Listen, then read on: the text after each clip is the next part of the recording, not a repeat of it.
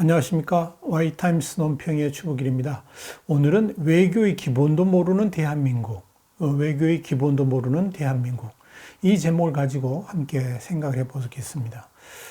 어쩌다가 우리 외교가 이렇게 추락했는지 모르겠습니다. 이 대한민국 외교가 이렇게 끝모를 추락을 경험해 본 적이 한 번이라도 있었던가 제 기억에는 없습니다. 미국에 간 대통령이 제대로 말 한 번 못 해보고 돌아왔습니다. 청와대가 구상했던 다양한 북한 비핵화 접근 방식이 어느 것 하나 받아들여진 게 없습니다. 오히려 망신만 샀습니다. 그러면서도 미국산 무기는 10조에서 15조 원 규모로 통큰 장사를 해주고 왔습니다. 일본하고는 이미 사실상 국교가 단절된 거나 다름없습니다. 심지어 아베 수상은 오늘 6월 달에 오사카에서 G20 정상회의를 하는데 여기서 문재인 대통령하고 개별 회담을 아예 하지 않겠다라고 발표를 했습니다. 대화의 문이 완전히 닫혀진 겁니다. 그렇다고 한국 정부가 그 한일 관계에 닫혀진 문을 열 생각도 별로 없는 것 같습니다.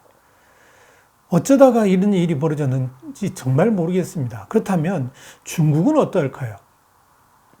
문재인 정부 들어가지고 주중 대사로 간 두 사람 모두 중국어도 전혀 모릅니다. 그렇다고 중국에 무슨 특별한 관계가 있는 사람들도 아닙니다. 당연히 중국 정부는 한국 대사를 상대해 주지도 않습니다. 중국을 모르는 사람들이 대사로 와 있으니까 대화 자체도 안 되는 거고요. 한국 정부의 이익을 대변할 만한 사안도 만들어내지를 못하니까 자연히 대사관 혼밥의 주인공으로 자리 잡게 되는 거죠.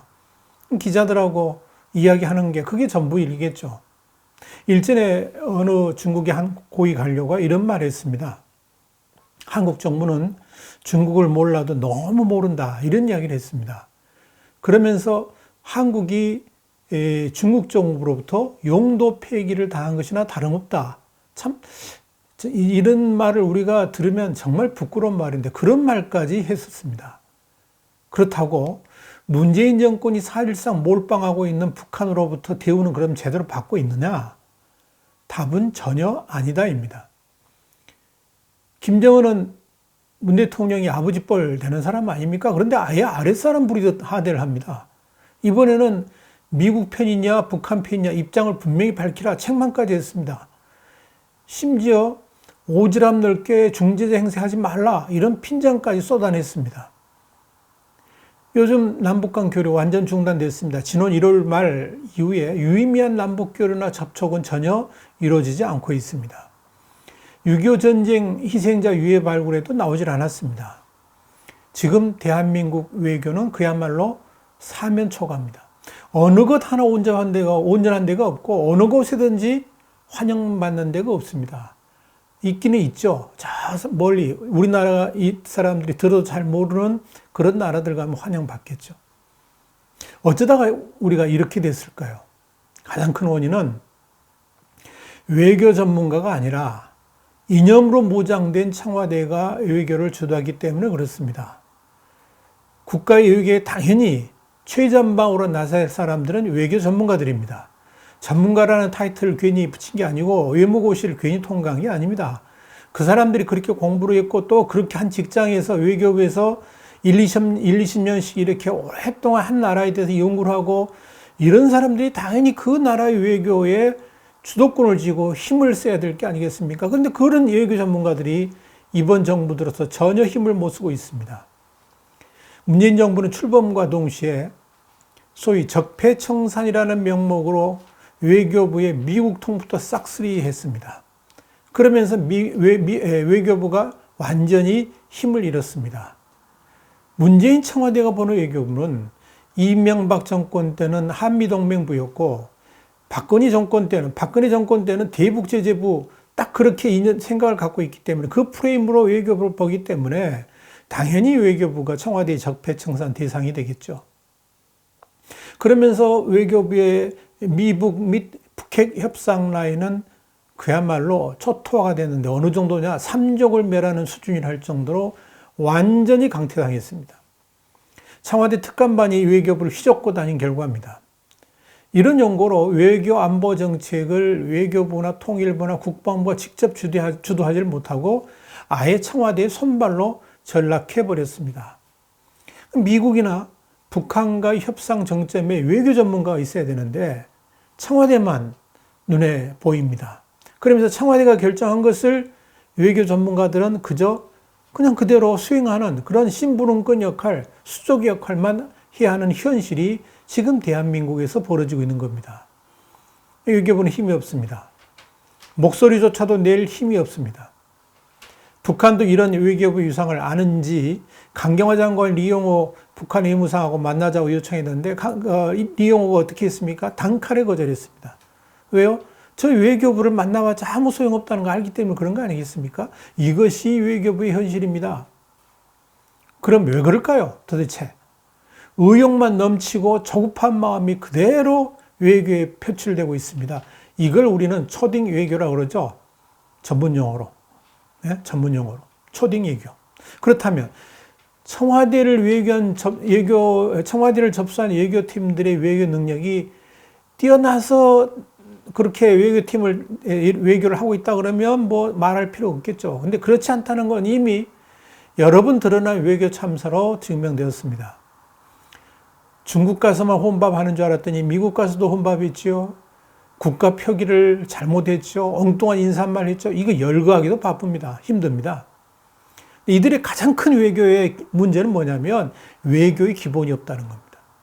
더더욱 중요한 건 뭐냐면 외교의 기본을 국익에 둬야 되는데 이념에 둔다는 게 문제입니다.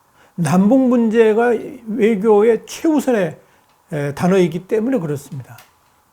이 외교의 기본 중에 하나가 뭡니까? 속내를 쉽게 드러내서는 안 되는 거 아니겠습니까? 그래서 우리가 흔히 쓰는 말로 외교적 언어라는 말을 쓰는 것이고, 외교적이라는 것은 굉장히 여러 가지의 복합한 그런 심사를 다 가리우고 대외적으로 이렇게 나타내는 거, 이걸 우리가 외교적 언어로 그런 거 아닙니까? 그런데 지금 청와대 외교안보라인의 핵심은 이거다운 정반대입니다. 협상에 들어가기도 전에 우리가 가지고 있는 카드를 다 공개해버립니다. 왜 그럴까요? 초급하기 때문에 그렇습니다. 의욕만 앞서기 때문에 그렇습니다. 한미 정상회담 이후에 북한을 대하는 태도만 봐도 그야말로 초딩 수준입니다. 청와대는 이 한미 정상회담에서의 치욕적 결과도 성공한 외교라고 자평을 했습니다. 그 정도 수준이 떨어지는 거죠. 그 이후에 북한이 대북 특사를 보내겠다느니 남북 정상회담 물론이고 심지어 남북미 정상회담까지도 거론하겠다라고 모든 수를 다 오픈했습니다. 북한으로서는 이미 문재인 청와대 수를 다 알고 있는 거죠. 저 사람들이 어떤 말을 할 것이라는 걸 다 알고 있는 거죠. 이런 내용들은 철저하게 비공개를 하면서 북한과 먼저 접촉을 한 다음에 어느 정도 무르익었을 때 공개하는 게 정석 아닙니까? 그런데 그걸 다 먼저 공개했습니다. 심지어는 날짜를 언제까지 하겠다는 것까지 다 공개를 했습니다. 그러니까 남북관계 증진이라는 마음만 앞서다 보니까 저급한 마음에 먼저 다 공개를 해버린 겁니다. 국민들한테 자신들의 지금 이렇게 열심히 하고 있다, 이걸 보고 싶은 마음이 조급하다 보니까 다 오픈해버린 겁니다. 북한으로서는 어떻게 하겠습니까? 문재인 청와대가 저렇게 조급하다는 걸 다 알고 있잖아요. 그걸 알고 있는데 굳이 서둘러서 회담을 할 필요가 없는 거죠. 북한이 뒤로 물러날수록 더 조급해지는 건 누굽니까? 문재인 청와대입니다. 그러니까 북한이 뒤로 물러날수록 청와대는 점점 조급해지고, 그러니까 북한을 달래야 되니까 뭔가 해줘야 될 게 더 많아지는 거 아닙니까? 이건 너무너무 당연한 이야기입니다. 이 딜의 원칙이죠. 문재인 청와대 입장에서는 이미 온 국민들한테 뭐라 그랬습니까? 남북 정상회담 한다고 그랬는데 그것도 4월 27일 남북 정상회담 1주년에 맞춰서 한다고 시한까지 공개를 했습니다. 그러니까 이제 청와대 입장에서는 수단과 방법을 가리지 않고 북한을 설득하고 달래야 되는 상황이 됐습니다. 이런 게임은 해보나만 합니다. 뭐라고 표현해야 될까요?